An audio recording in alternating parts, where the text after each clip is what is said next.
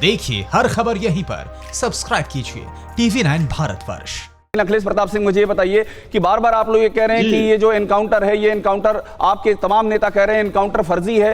कौन सा सबूत आपके हाथ लग गया है जो आपको ये बता रहा है कि एनकाउंटर फर्जी है? ये अखिलेश जी देखिए, बीजेपी में और बीजेपी के शासन में बैठे कुछ लोगों के अलावा इस व्यक्ति से, इस खूंखार दुर्दांत अपराधी से किसी की कोई सिंपैथी नहीं।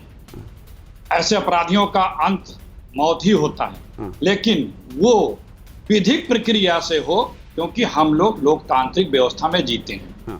और इस यूपी की सरकार ने एक ऑपरेशन राज को राज रहने दो चलाया और उसमें वो कामयाब हुई।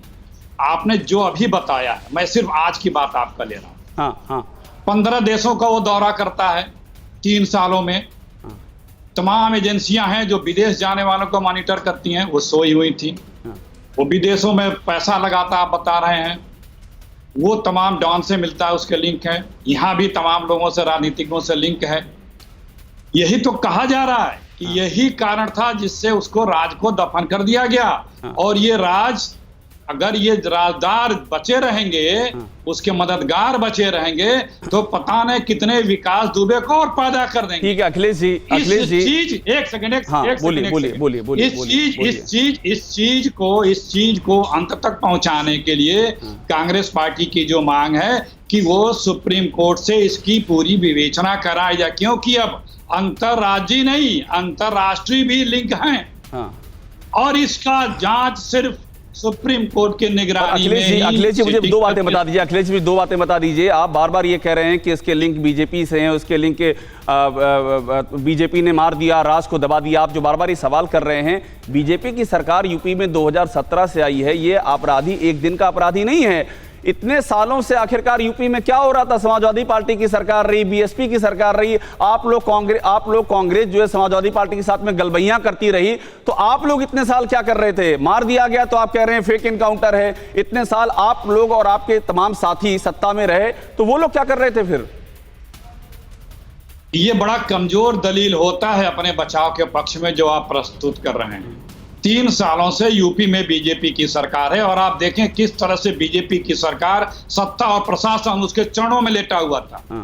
जब इसके यहाँ पुलिस रेड पड़ रही है तो पुलिस वाले मुखबिरी कर रहे हैं। सीओ चिट्ठी लिख रहा, चिट्ठी गायब हो जा रही है।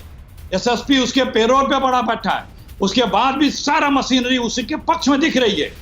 तो मदद कौन कर रहा है, ये बताने की आवश्यकता नहीं है। और आप इनकाउंटर पे बात कर रहे हैं, मोहसिन रजा साहब हैं, बीजेपी के लोग, सत्ता में बैठे लोग ये कह रहे हैं कि बड़ा सही एनकाउंटर हुआ है। हम तो इनसे ये कहते हैं कि फिर इसकी जांच सीबीआई से करा दें।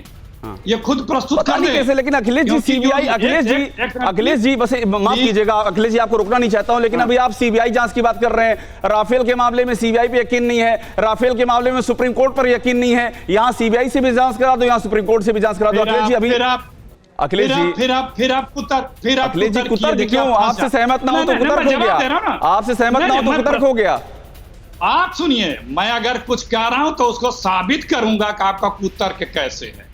राफेल में कोई जांच नहीं हुई थी जनाब अभिषेक जी।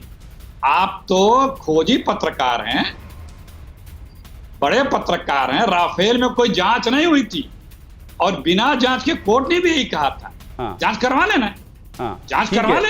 न्यूज़ टॉप 9 रोज सुबह 7 बजे और शाम 7 बजे सिर्फ TV9 भारतवर्ष पर।